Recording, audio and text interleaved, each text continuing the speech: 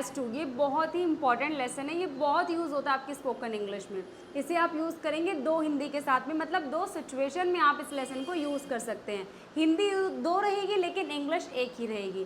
पहली सिचुएशन है जब डूअर को कोई भी काम करना है, मतलब उसको मजबूरी में कोई काम करना है, बिना इच्छा के कोई काम करना है, उसकी रिस्पॉन्सिबिलिटी है इसलिए उसको वो काम करना है, उसकी ड्यूटी है इसलिए उसको वो काम करना है, तो इसके लिए हम यूज़ करेंगे हैज़ टू।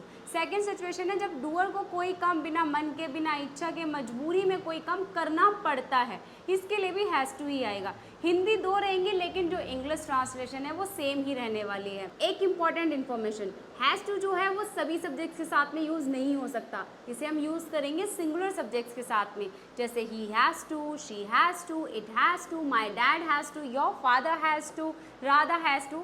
एक बंदे की बात हो रही है तो वहाँ आप हैज़ टू यूज़ करेंगे। तो कुछ एग्जाम्पल्स इसको देखते हैं। राधा को रूम क्लीन करना है, Radha has to clean the room. Jack को स्कूल जाना पड़ता है, Jack has to go to school. उसे मार्केट जाना है, she has to go to the market. यहाँ पर आप देख रहे हैं दो हिंदी के साथ में हम यूज़ कर रहे हैं। तो एक इम्पॉर्टेंट इन्फॉर्मेशन है, ये जो हैज़ टू लेसन है ये प्रेजेंट इंडेफिनिट टेंस से मिलकर बना है। यहाँ पर जो ये हैज़ है ना, ये वर्ब की फिफ्थ फॉर्म है। प्रेजेंट इंडेफिनिट टेंस में हम सिंगुलर सब्जेक्ट के साथ में वर्ब की फिफ्थ फॉर्म यूज़ करते हैं, फर्स्ट फॉर्म यूज़ नहीं करते हैं।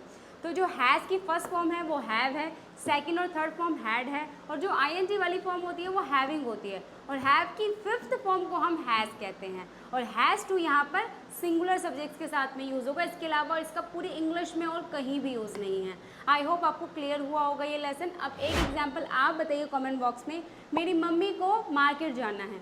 All the best.